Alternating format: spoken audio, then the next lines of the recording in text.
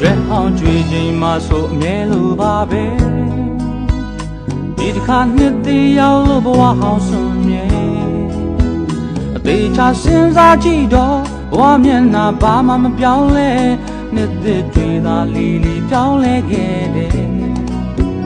ဘဝရဲ့တန်ရာတွေကိုမင်းရင်ခွင်ကအသာရဆွဲထုတ်ဖို့ခွင့်ပြုလိုက်ပါ